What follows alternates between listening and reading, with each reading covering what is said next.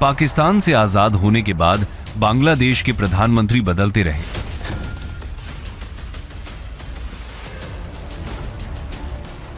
लेकिन एक इस्लामिक देश में एक महिला कैसे बनी सबसे शक्तिशाली नेता? सत्ता, साजिश, खून और लगातार हमलों से बचकर उभरने वाली ये है आयरन लेडी शेख हसीना, जिसने बांग्लादेश को गिरती हालत से उठाकर दुनिया के मंच पर ला खड़ा किया। और आज कभी फांसी की सजा, कभी जानलेवा हमले, और आज वही देश जिसे उसने बनाया, उसी ने उसे भागने पर मजबूर कर दिया।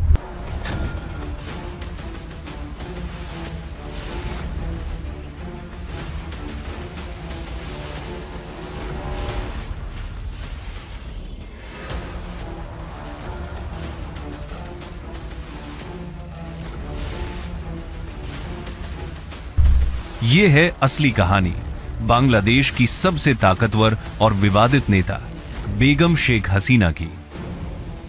बेगम Sheikh Hasina, iron lady of Bangladesh. Welcome to study IQ। मेरा नाम है आदेश सिंह। दोस्तों, क्या कोई कल्पना कर सकता है जब आपके परिवार के 16 सदस्यों की हत्या कर दी गई हो और एक बेटी ने हमारा बांग्ला, शोनार बांग्ला के सपनों को साकार करने के लिए संघर्ष किया हो? जहां दुनिया में आज भी पुरुषों को श्रेष्ठ मानने की विचारधारा मौजूद है, जहां आज भी CEO से लेकर प्रधानमंत्री और राष्ट्रपति तक सत्ता के अधिकांश पदों पर पुरुषों का एकाधिकार होता है, ऐसे में किसी इस्लामिक देश में एक महिला का लगातार 5वीं बार प्रधानमंत्री बनना कोई आम बात नहीं है। दोस्तों, यहां हम बात कर रहे हैं बांग्लादेश की प्रधानमंत्री शेख हसीना की। बांग्लादेश की प्रधानमंत्री शेख हसीना ने 76 साल की उम्र में शेख हसीना ने एक बार फिर दुनिया की सबसे लंबे समय तक सेवा करने वाली महिला प्रधानमंत्री के रूप में अपनी स्थिति को मजबूत किया। आज के इस वीडियो में हम बात करेंगे शेख हसीना के राजनीतिक सफर के बारे में। जानेंगे कैसे उन्होंने राजनीति में कदम रखा और कैसे बांग्लादेश को नई ऊंचाइयों पर पहुंचाया। साथ ही जानेंगे कि बांग्लादेश में 5वीं बार प्रधानमंत्री बनने के बाद शेख हसीना भारत के साथ रिश्तों को और कितना मजबूत बना पाएंगे। तो आइए शुरू करते हैं शेख हसीना's पॉलिटिकल जर्नी। दोस्तों, 15 अगस्त 1975 भारत में इमरजेंसी का दौर चल रहा था। पूर्व प्रधानमंत्री इंदिरा गांधी ने 25 जून 1975 को इमरजेंसी लगाकर नए भारत का उद्घोष कर दिया था। इधर उसके पड़ोसी देश बांग्लादेश में तख्ता पलट की साजिशें रची जा रही थीं। अभी भोर नहीं हुई थी। ढाका में धानमंडी की 32 नंबर सड़क के 677 नंबर घर में हर कोई गहरी नींद में था। सुबह अचानक गोलियों की आवाज सुनाई दी। ये पता बांग्लादेश के तत्कालीन राष्ट्रपति शेख मुजीबुर रहमान का था। गोलियों की आवाज सुन शेख मुजीबुर रहमान ने खुद को परिवार समेत एक कमरे में बंद कर लिया। लेकिन काल चक्र ने पहले ही सब कुछ सोच रखा था। कुछ ही समय में बंगबंधु कहे जाने वाले मुजीबुर रहमान के परिवार समेत सबका नामो निशान मिटा दिया गया। ये वही व्यक्ति थे जिन्होंने बांग्लादेश की आजादी के लिए अपने जीवन का अधिकांश समय जेल में बिता दिया था। ये कहानी यहीं खत्म हो सकती थी, लेकिन किस्मत को कुछ और ही मंजूर था। इस हमले में अब भी मुजीबुर रहमान के परिवार के 2 सदस्य सुरक्षित थे। शेख मुजीबुर रहमान की हत्या करने वाले इन दोनों तक नहीं पहुंच पाए, क्योंकि दोनों ही सदस्य बांग्लादेश की सीमाओं से बाहर थे। बांग्लादेश से 7,287 किलोमीटर दूर जर्मनी में फोन की रिंग बजी। खबर मिली कि बांग्लादेश में शेख मुजीबुर रहमान की परिवार समेत हत्या कर दी गई है। फोन की दूसरी तरफ कोई और नहीं बल्कि शेख मुजीबुर रहमान की सबसे बड़ी बेटी शेख हसीना थी। पिता की मौत की खबर सुन शेख हसीना पूरी तरह से टूट गई। जब उन्हें पता चला कि उनके परिवार के एक एक व्यक्ति को चुन चुनकर मौत के घाट उतार दिया गया है, तो वो बदहवास हो गई। किसी ने नहीं सोचा था कि जिस देश के लिए शेख मुजीबुर रहमान ने पाकिस्तान के हुक्मरानों से विद्रोह किया, उसी देश में उनकी हत्या कर दी जाएगी। शेख हसीना भी इस बात का विश्वास नहीं कर पा रही थी। दरअसल शेख हसीना और उनकी छोटी बहन शेख रेहाना दोनों ही बांग्लादेश से बाहर जर्मनी में थी। इसी कारण ये दोनों अब तक जिंदा रहीं। शेख हसीना को बताया गया कि बांग्लादेश में सैन्य तख्तापलट हुआ है, उनकी जान को भी खतरा है।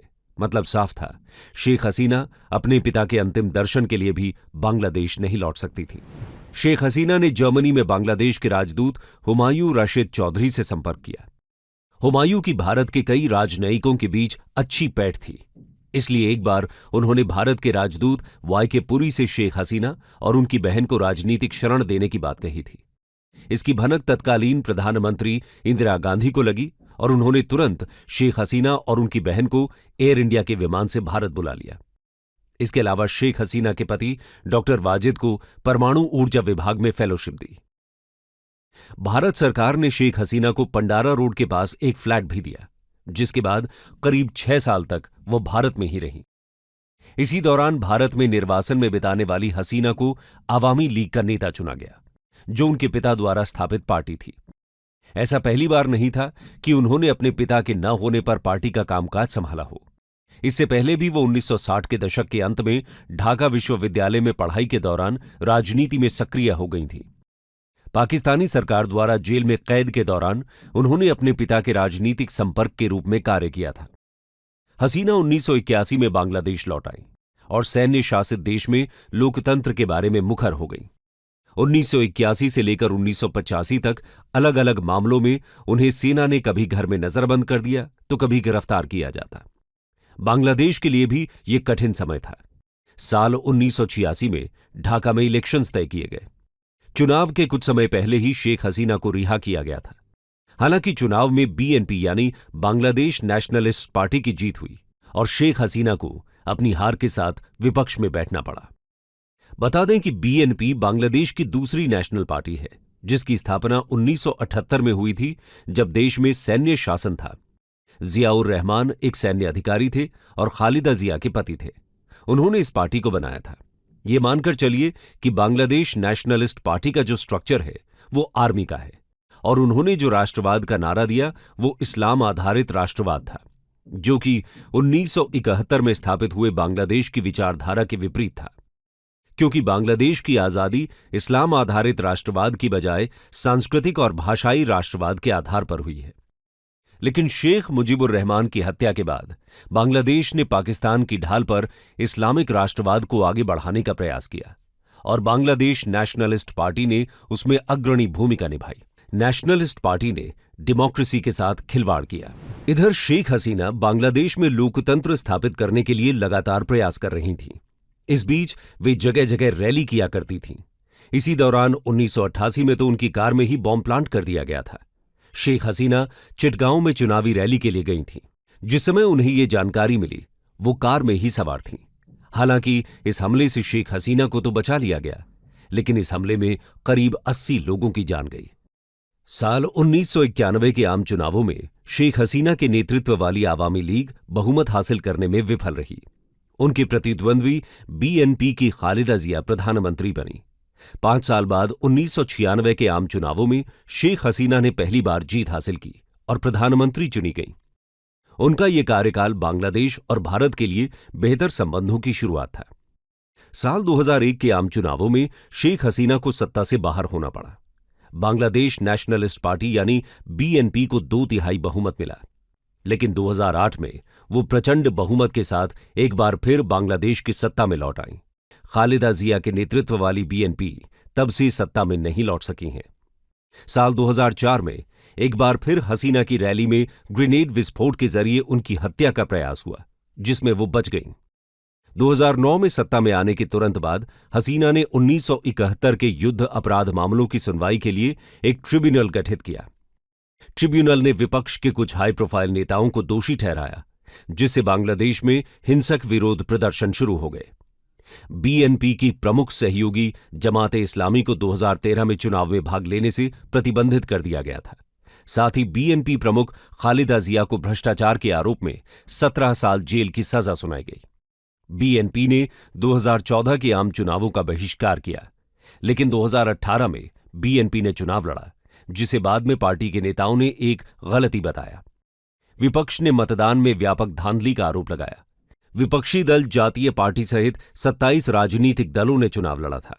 बाकी सत्तारूढ़ आवामी लीग के नेतृत्व वाले गठबंधन के हिस्सा थे, जिन्हें विशेषज्ञों ने सैटेलाइट पार्टियां करार दिया था। हालांकि इस बार भी आम चुनावों में विपक्षी पार्टी ने बहिष्कार किया और मतदान प्रतिशत भी कुछ कम रहा। लेकिन आवामी लीग को स्पष्ट बहुमत मिला है। हालांकि इस बार बीएनपी के बहिष्कार ने चुनावों की विश्वसनीयता पर सवाल उठाए, जिसमें कम मतदान दर्ज किया गया। भारत ने बांग्लादेश चुनावों को आंतरिक मामला बताया, जबकि संयुक्त राज्य अमेरिका सहित अन्य पश्चिमी देशों ने शेख हसीना की सरकार से विश्वसनीय और पारदर्शी चुनावों का आह्वान किया। अमेरिका ने पारदर्शी चुनाव नहीं होने की स्थिति में शेख हसीना सरकार के अधिकारियों और आवामी लीग के नेताओं को वीजा नहीं देने की धमकी दी थी। इसके जवाब में शेख हसीना ने बांग्लादेश की संसद को बताया था कि अमेरिका उन्हें सत्ता से बाहर करने की योजना बनाकर देश में लोकतंत्र को खत्म करने की कोशिश कर रहा है। हसीना ने दुनिया के सबसे बड़े शरणार्थी संकट से निपटने के लिए प्रशंसा हासिल की। वर्ष 2017 में म्यांमार में सेना की कार्रवाई के बाद अपनी जान बचाकर वहां से करीब 10 लाख से अधिक रोहिंग्या शरणार्थी भागकर बांग्लादेश आए थे। उन्होंने यहां शरण ली हुई है। शेख हसीना को भारत और चीन के हितों को सफलतापूर्वक साधने का श्रेय भी दिया जाता है। चुनाव से पहले उन्हें भारत, चीन और रूस का समर्थन मिला। जनवरी 2009 में हसीना के सत्ता संभालने के बाद से बांग्लादेश की प्रति व्यक्ति आय 3 गुना बढ़ गई है, जबकि पिछले साल बांग्लादेश का वार्षिक वृद्धि दर 7.81% रहा।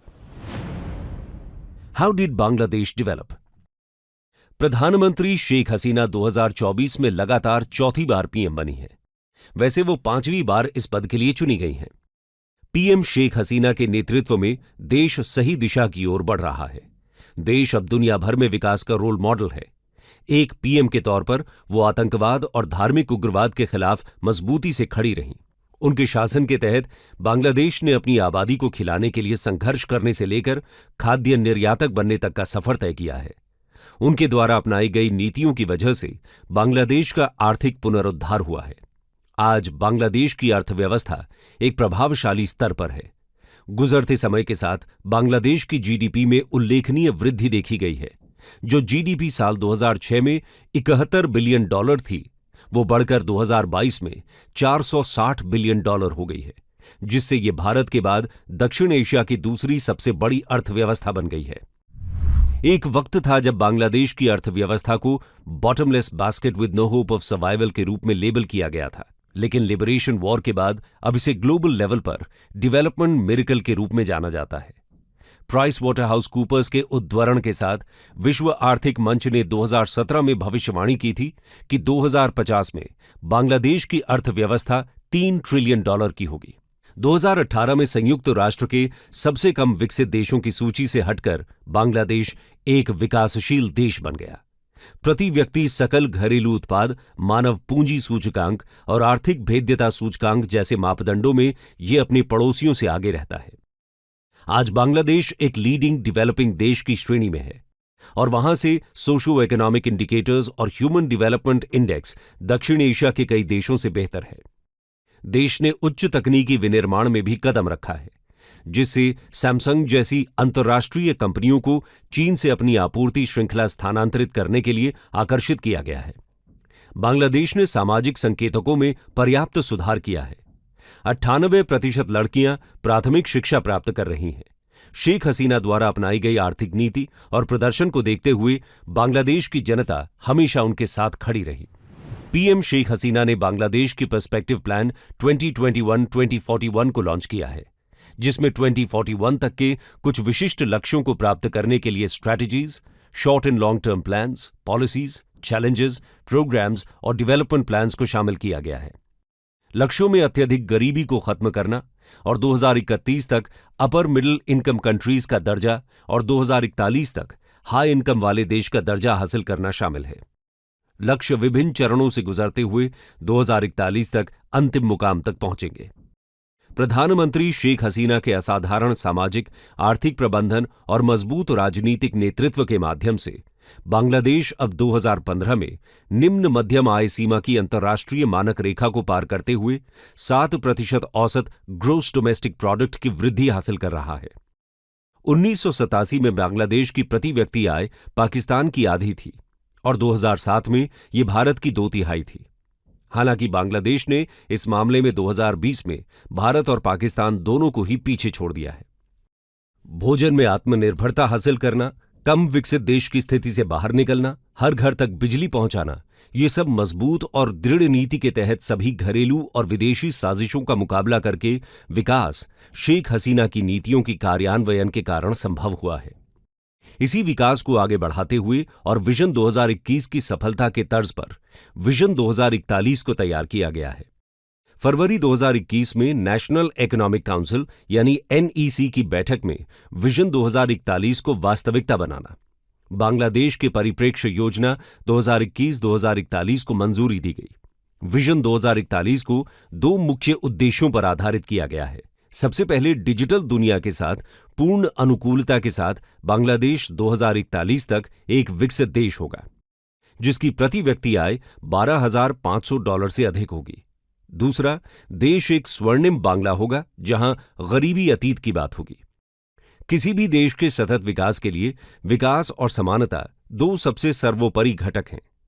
एक और महत्वपूर्ण बिंदु है कि कुल आबादी, विशेषकर गरीबों और आबादी के कमजोर हिस्सों के लिए लाभ सुनिश्चित करने के लिए समान वितरण पर जोर देते हुए तेजी से विकास को संतुलित किया जाना चाहिए। विकास और समानता के बीच इस अन्योन्याश्रित संबंध को सुसंगत बनाते हुए शेख हसीना ने उस सपने को पूरा करने के लिए विजन 2041 तैयार किया है और एक जनसमर्थक, गृह समर्थक, शांतिपूर्ण और टिकाऊ बांग्लादेश प्राप्त करने के लिए 20 वर्षीय परिप्रेक्ष्य योजना तैयार की है, जहां कोई भी पीछे नहीं रहेगा। विजन 2041 त्वरित विकास के लिए रोडमैप प्रदान करता है और गरीबी, असमानता और मानवाभाव के उन्मूलन के लिए व्यापक दृष्टिकोण प्रदान करता है। पिछले दशक में बंगबंधु शेख मुजीबुर रहमान की बेटी की नीति के तहत सामाजिक आर्थिक विकास के मामले में बांग्लादेश को उल्लेखनीय सफलता मिली है। बंगबंधु का सोनार बांग्ला का सपना अब मिथक नहीं रहा। विजन 2041 को लागू करके बांग्लादेश विकसित दुनिया के बराबर एक शांतिपूर्ण, समृद्ध, खुशहाल और विकसित राष्ट्र की ओर बढ़ रहा है। साथ ही शेख हसीना के मजबूत नेतृत्व, उचित योजना और देश के सभी लोगों के समर्पित प्रयासों से बांग्लादेश विकास के शिखर पर आगे रहा है। इस बीच एक सवाल यह भी उठ रहा है कि बांग्लादेश में शेख हसीना की जीत भारत के साथ रिश्तों को और कितना मजबूत बना पाएगी। तो चलिए जानते हैं इस सवाल का जवाब। विकास के साथ ही पीएम शेख हसीना के सामने कुछ चुनौतियां भी हैं। बांग्लादेश के लोकतंत्र की नाजुकता एक बड़ी चुनौती बनी हुई है। पिछले सप्ताह भी चुनाव प्रमुख विपक्ष BNP के बहिष्कार और हिंसा की घटनाओं के कारण प्रभावित हुए थे। चुनाव बहिष्कार के BNP के फैसले का कोई भी समर्थन नहीं कर सकता, चाहे भारत हो या बांग्लादेश। कोई भी ये तर्क नहीं दे सकता कि विपक्ष को मजबूत करना सत्तारूढ़ दल का कर्तव्य है। इसलिए पश्चिम में कुछ हलकों से आलोचना अस्थिर है। Bangladesh's relations with India in the future. दोस्तों, बांग्लादेश और भारत का रिश्ता कोई आज या कल का नहीं बना है। ये बहुत पुराना रिश्ता है और इस रिश्ते में साल 1971 के बाद से और मजबूती आई है। बांग्लादेश ने अपनी आजादी में भारत की भूमिका को हमेशा स्वीकार किया है। दोनों देश एक साझा इतिहास और विरासत, भाषाई और सांस्कृतिक संबंध साझा करते हैं। वे एक अद्वितीय भौगोलिक विशेषता साझा करते हैं। बांग्लादेश न केवल चारों तरफ से भारत से घिरा हुआ है, बल्कि उनके बीच 54 नदियां हैं जो हिमालय से बंगाल की खाड़ी तक बहती हैं। इतनी सारी समानताओं के साथ लोगों से लोगों के बीच संबंध और विकास सहयोग को प्राथमिकता दी गई है। बदलते समय के साथ ही बांग्लादेश भारत के लिए एक बड़ा बाजार बनकर उभरा है। साल 2022-23 में बांग्लादेश भारत का 5वां सबसे बड़ा निर्यात बाजार बन गया। अमेरिका, संयुक्त अरब अमीरात, नेदरलैंड्स और चीन के बाद भारत का सबसे ज्यादा निर्यात बांग्लादेश को हो रहा है। भारत के $12.2 अरब के निर्यात में बांग्लादेश के निर्यात बाजार की हिस्सेदारी बढ़कर 2.7% पर पहुंच गई। हसीना सरकार भारत के पूर्वोत्तर और अपने देश के बीच जमीनी और समुद्री मार्ग की कनेक्टिविटी को बढ़ावा दे रही है।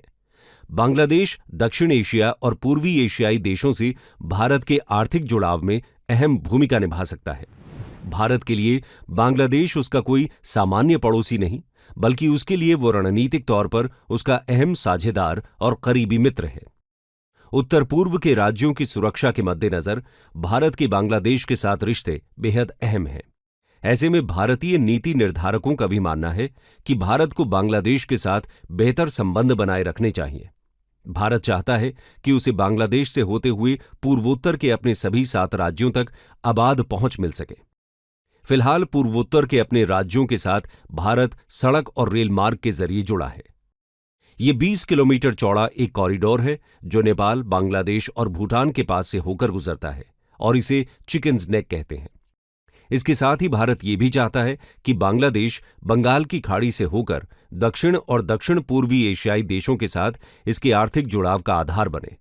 ये भारत की एक्ट ईस्ट पॉलिसी का अहम आधार है। ढाका में बिम्स्टेक का सचिवालय है जो म्यांमार और थाईलैंड जैसे पूर्वी देशों को जोड़ता है। हाल के दिनों में भारत के दोस्त जापान ने भी बांग्लादेश में काफी निवेश किया है। इसमें भारत की भी भूमिका मानी जा रही है।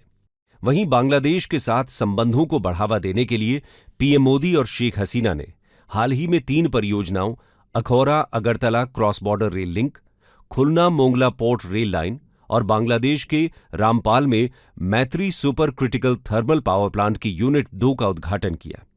इन परियोजनाओं का उद्देश्य क्षेत्र में कनेक्टिविटी और ऊर्जा सुरक्षा को मजबूत करना है। बांग्लादेश सरकार ने पश्चिम बंगाल से चट्टोग्राम और मोंगला बंदरगाहों के माध्यम से पूर्वोत्तर राज्यों तक कार्गो के पारगमन और ट्रांसशिपमेंट को भी अनुमति दी है। भारत बांग्लादेश को महत्व देता है और इसका प्रमाण तब प्रदर्शित हुआ जब पीएम हसीना भारत की अध्यक्षता में G20 नेताओं के शिखर सम्मेलन में आमंत्रित एकमात्र दक्षिण एशियाई नेता थीं। दोस्तों, भारत और बांग्लादेश को जीवित रहने और फलने फूलने के लिए एक दूसरे की जरूरत है। कट्टरपंथ एक आम दुश्मन है और केवल संयुक्त लड़ाई से ही मदद मिलेगी। भू राजनीति के सबक देशों द्वारा पारस्परिक रूप से लाभकारी संबंध बनाने की ओर इशारा करते हैं। इसके लिए कोई दिशा निर्देश नहीं है। शेख हसीना ने बहुत ही बैलेंस्ड और स्वतंत्र विदेश नीति अपनाई। भारत के साथ भी अपनी घनिष्ठ साझेदारी रखी। भारत ने वहां रामपाल थर्मल पावर प्रोजेक्ट का निर्माण किया, खुलना से मोंगला के बीच रेल कनेक्टिविटी स्थापित की।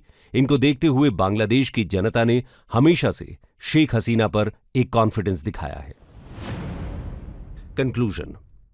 दोस्तों, बांग्लादेश की iron lady PM Sheikh Hasina ने हर परीक्षा में खुद को साबित किया है। फिलहाल हसीना की जोरदार जीत ने अगले 5 साल के कार्यकाल के लिए रास्ता साफ कर दिया है। लेकिन कई लोगों का कहना है कि यह सफर आसान होने की संभावना नहीं है। कानूनी निरंतरता रही है, लेकिन विभाजित और ध्रुवीकृत राजनीति बनी हुई है। इसके अलावा इस बार हसीना राजनीतिक रूप से मजबूत हैं, लेकिन उन्हें विरासत में एक कमजोर अर्थव्यवस्था, एक नाजुक अर्थव्यवस्था मिली है। 13 सालों तक बांग्लादेश ने जबरदस्त विकास किया। पूरे बांग्लादेश में विशाल बुनियादी ढांचा तैयार हो रहा है। लेकिन कोविड के बाद और यूक्रेन युद्ध के बाद विदेशी मुद्रा भंडार और मुद्रास्फीति पर दबाव है और बैंकिंग क्षेत्र के आंतरिक वित्तीय प्रबंधन पर सवाल उठाए गए हैं। हालांकि शेख हसीना को यह ध्यान में रखना चाहिए कि वो एकमात्र नेता हैं जो उस चुनौती का सामना करने और अपने पिता के सपने को साकार करने में सक्षम है।